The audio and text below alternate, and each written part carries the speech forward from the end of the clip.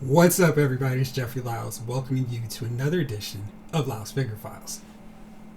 Yo-Jo Day was yesterday, and I wanted to do a video talking about all the reveals yesterday, but my voice is like, that's not happening. But today, we are getting to it. And in addition to seeing more unboxing videos of the Sky Striker HasLab project, by the way, if you guys got one, I'd love to see your thoughts, your pictures, your reviews on it. Just drop a line in the comment. I will check them out. We also got another opportunity for everybody who missed out on the classified series, Serpentor and Dr. Mindbender, to get a third chance at getting them again.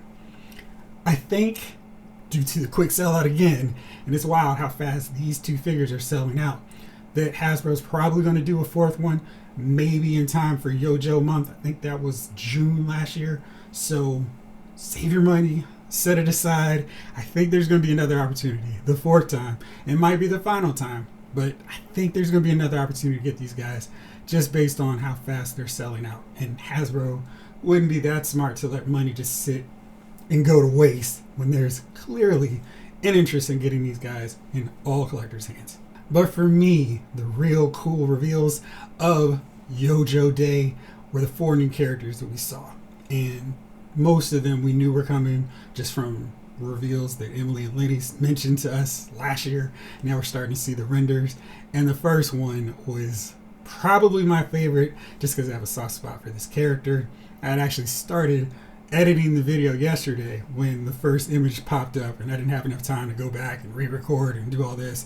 I said I'll just wait till all the reveals come out and then do a separate video, which you're watching right now. But the first one showed off with Snow Job. I have a really soft spot for Snow Job because this was my Snow Joe until a couple years later with Frostbite and then Iceberg later. But we used to get snow every winter in my area, which meant I needed to go outside and play with my Joes, my Star Wars figures, my every other figure line that I wanted to take out in the snow.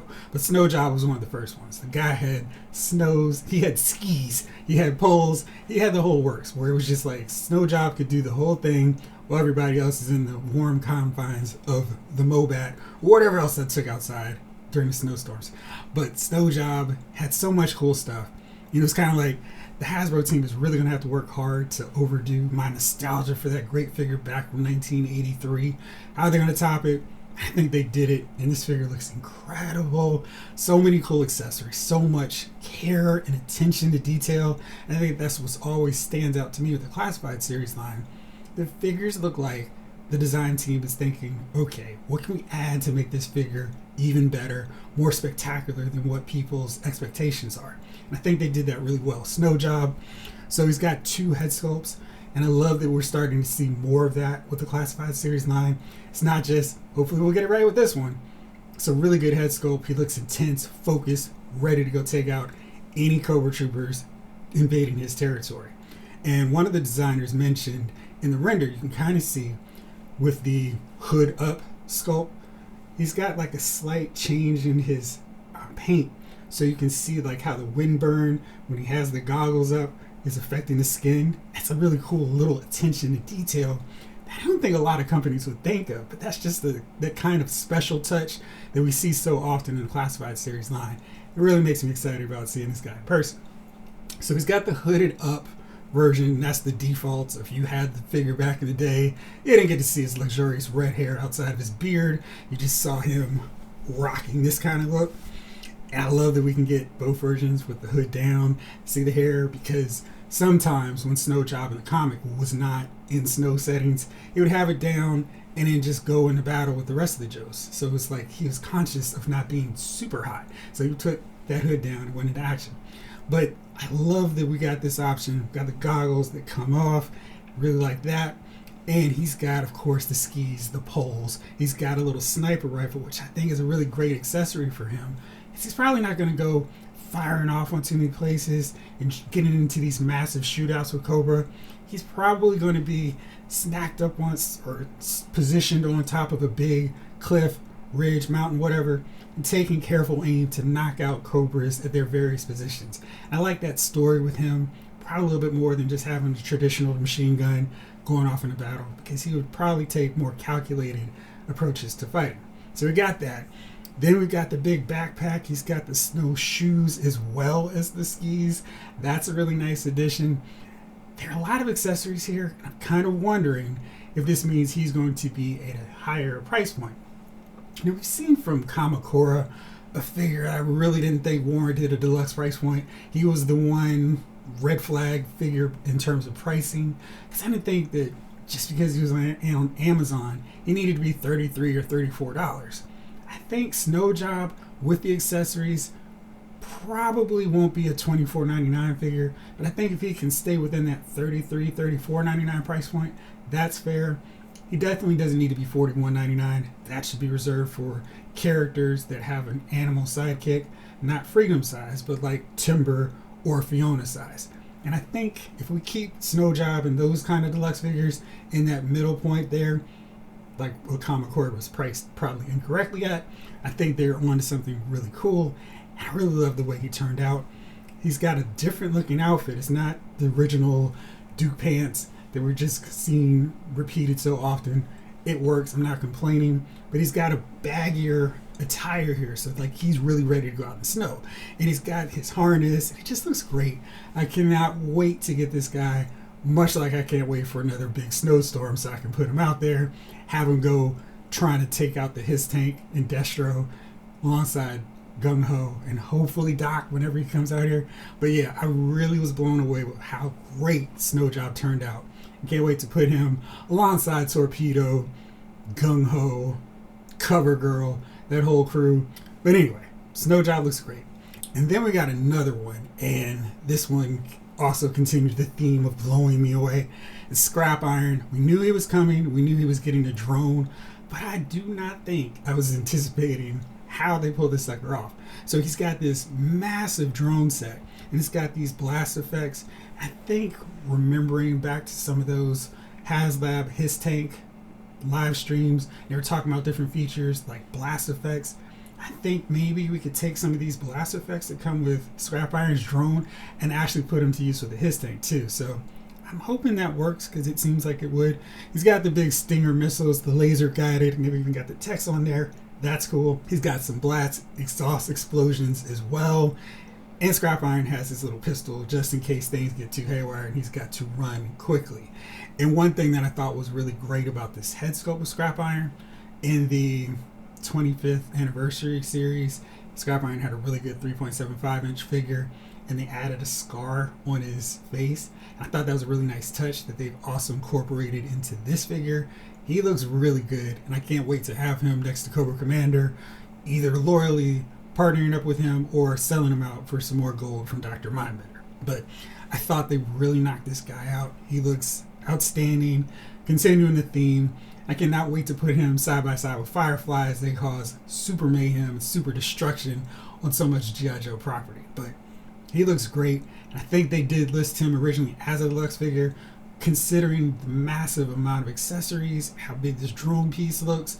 I think that warrants animal size, so I think this works. And again, I cannot imagine they're packing so much accessories in terms of these blast effects, these smoke exhaust deals. That's really cool, and it's something that I kind of wish they'd done earlier in the line so we could have them with more of these guns and figures or whatever. But the fact that they're adding them in adds more value, makes these figures worth it. So if a $41.99 deluxe figure is now $43.99, I'll at least say, okay, we've got this stuff added to make the figure worth it. So Scrap Iron is another home run. I think he knocks out most of that core set of the 84 villains, which was so good. We probably need an updated Baroness, maybe in the blue, or just a better version of that black leather outfit with better articulation, specifically those elbows. We got Firefly, we got Storm Shadow, now we got Scrap Iron. Copperhead's coming. We just need my boy Wild Weasel and the Rattler. So hopefully one of those will come out very soon. And then way back in the day, if you were fans of G.I. Joe, you did those flag mail-in points. I think each one was 3 or 1. And then if you got vehicles, they were 10. It was fun to just collect those and clip them for the magical mail-away item you're going to get. Whether it's Cobra Commander, the fridge. I mean, it was just fun getting those and getting a free figure. But one of those was a Steel Brigade figure, and it did not have a head portrait, so it just had a helmet. So you can imagine that you were part of the G.I. Joes as the Steel Brigade officer. And so G.I. Joe's Classified series takes that one step further, and we also get we get a female version, so we get a 2-pack of Steel Brigade. And this isn't the green shirts that they teased were coming with Helix, but we are getting Steel Brigade, and Steel Brigade has jetpacks, so I am really hoping that these work with other Joes, specifically Stalker, so I can have the jetpack with Stalker.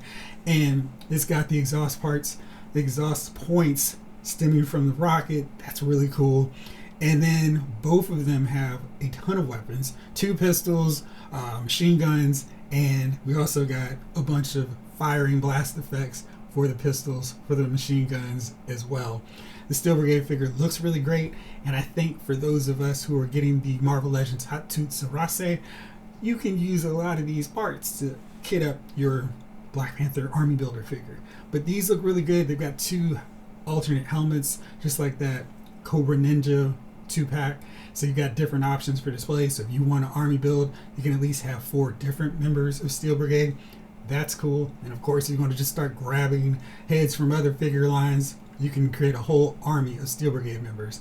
And then maybe you could do some selfie series and make yourself a Steel Brigade member all over again. I'm going to assume and hope that they're doing the traditional 2-pack price, $49.99. Keep it there.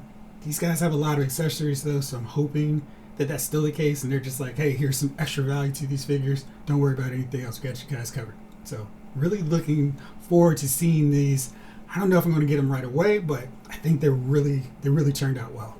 And then finally, the last reveal was the Tele-Viper with the trouble bubble. And this is so much trouble for my collection because the trouble bubble was such a easy Cobra vehicle, and it's easy to army build. And I'm just thinking of the possibilities of all these different trouble bubbles, these Tele-Vipers. Hasbro, clearly in line with what we're thinking, decided, all right, we're going to change up this design somewhat. I love the rolled up short sleeves because I thought that just kind of made it look like the Tele-Viper was one of these Cobra Troopers that was really putting in work. They had to roll their sleeves up to do stuff. They colored the sleeves still roll up, but the arm is not open to the flesh, so you're seeing like an outfit or shirt underneath it. And that's because they incorporated some army building capabilities here. So we've got the white trooper, we've got the black trooper, and we've also got a helmeted, closed off head, so it could be anybody under there. That's really cool. And so they're like, hey guys, we've got 3 different head sculpts for you. You've got to get at least 3 trouble bubbles. I kind of feel like, yeah, I could kind of get 3 trouble bubbles, couldn't I? Depending on the price point, I could see buying a lot of these trouble bubbles. Not quite sure how big they are. I'd love to see the actual prototype next to figures we already have in the line, maybe next to that RAM cycle, so we get a sense of how much shelf space they would take up. I'd also love to see them have something with a stand so we can elevate them and have them raised up. So even just in a basic display, they're not just sitting on the shelf, but you can have them up in the air, suspended. Maybe like a MODOK figure, just something like that, where it's like they're not just laying on the ground. But the trouble bubble looks really cool. It's got that big, open, transparent glass piece, and Cobra figures just fit in there. And of course, you can put anybody in there. It's not just the Tele-Viper, but it's so much fun. I'm going to have Cobra Commander in there and try to Photoshop my best rendition of G.I. Joe, the movie's opening with all these massive trouble bubbles descending on the Statue of Liberty. And I think they really knocked this thing out. It's got missiles, got the big blaster gun. The Tele-Viper has all the accessories that you would think it would have. It's got that funky backpack. It's got that gun and a cable to connect everything. The helmet has all the details. I don't even know what all those elements on the helmet were, but they just look cool. It's like he's wearing these big earmuffs. The Tele-Viper looks great. I think the colors are good. The only problem though is it was so much blue and purple that having an open skin tone showing broke that up a little bit more, and now we don't have that. It's just black. I think I may do a little bit of customizing if it's not too hard for at least the white trooper, but yeah, I really think they knocked this out. The price point is really going to be the question here. I don't think this is the same size of Serpentor in his air chariot, so I don't think they're going to go with a $79.99 price point. I'm thinking maybe 50, 60 is the price point that this works at. And if these are exclusive to Target, we know eventually if we wait, we can get them for a little bit cheaper, maybe even on clearance prices. Also of note, so I'm on a Facebook group in my area. Recommend it if you guys aren't part of one. Also, because they're so great, because people are just communicating, hey, found this figure is on sale. Just got the word today that the Python Patrol Vipers and the Python Patrol Bats are now starting to show up at clearance prices at Target, because it's an exclusive line to Target, for $11.49. So if you've been anxiously waiting to build even more on your Python armies, now's your opportunity. Maybe they're going to be on super clearance price. I think $11.99 is a great price, or $11.49 is a great price to army build. I'd love to see the Crimson Guardsmen show up for that price, the eels, the snow serpents, etc. So I can just go leave out a Target like that and ignore all the glares from people wondering why I'm hoarding G.I. Joe army builders. But that's an option for you. So if you've been waiting to army build Python Patrol, I assume eventually Tiger Force will see that price point as well. But now's your opportunity to get them for cheaper.